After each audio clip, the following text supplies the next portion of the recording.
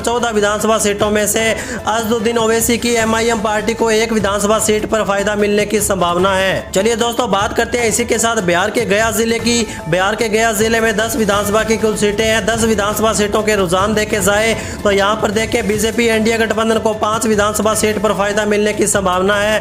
तो वहीं लालू यादव की पार्टी आरजेडी कांग्रेस महागठबंधन को 5 सीटों पर बढ़त मिल सकती है। वहीं प्रशांत किशोर की पार्टी जन स्वराज पार्टी को 0 सीट है। असदुद्दीन ओवैसी की एमआईएम पार्टी को 0 सीट मिलने का अनुमान लगाया गया है सट्टा बाजार की ताजा सर्वे के अनुसार।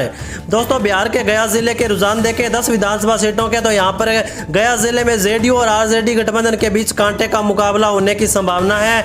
तो चलिए दोस्तों बात कर लेते हैं इसी के साथ बिहार के औरंगाबाद जिले की। बिहार के औरंगाबाद जिले के रुझान देखे जाए तो यहाँ पर किस पार्टी को नुकसान है और किस पार्टी को औरंगाबाद जिले में फायदा मिलने की संभावना है। तो औरंगाबाद जिले में 6 विधानसभा की सीटें हैं। औरंगाबाद जिले में 4 विधानसभा सीट पर भाजपा एनडीए गठबंधन का कब्जा रह सकता है। आरजेडी कांग्रेस महागठबंधन के खाते में 2 विधानसभा सीट जाने की संभावना जताई गई है।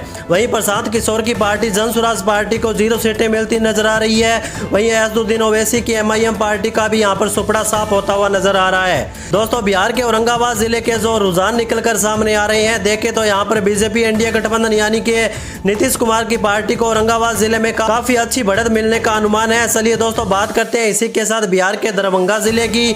बिहार के दरभंगा जिले का रुझान देखें 10 विधानसभा की कुल सीटें हैं। 10 विधानसभा सीटों में से नीतीश कुमार की पार्टी जेडीयू एनडीए गठबंधन को 5 विधानसभा सीट मिलने का अनुमान लगाया गया है। वहीं आरजेडी कांग्रेस महागठबंधन को 4 विधानसभा सीट पर बढ़त मिलने का अनुमान है।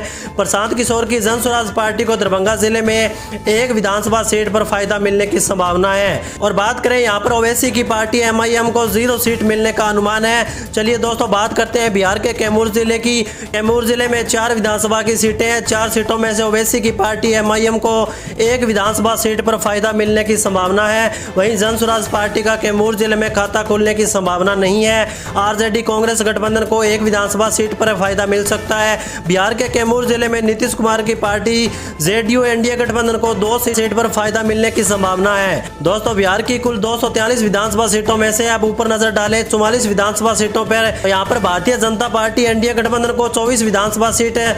आरजेडी कांग्रेस महागठबंधन को 17 विधानसभा सीट, प्रशांत किशोर की पार्टी और जन स्वराज पार्टी को 1 विधानसभा सीट है और ओवैसी की पार्टी एमआईएम को 2 विधानसभा सीट पर बढ़त मिलती हुई नजर आ रही है। तो चलिए दोस्तों बात कर लेते हैं बिहार के भोजपुर जिले की। बिहार के भोजपुर जिले के रुझान देखें 7 विधानसभा सीटें हैं। तो यहाँ पर बीजेपी एनडीए गठबंधन को भोजपुर जिले में 2 विधानसभा सीट पर फायदा मिल सकता है। आरजेडी कांग्रेस महागठबंधन के खाते में 4 विधानसभा सीट जाने का अनुमान है। वहीं प्रशांत किशोर की जन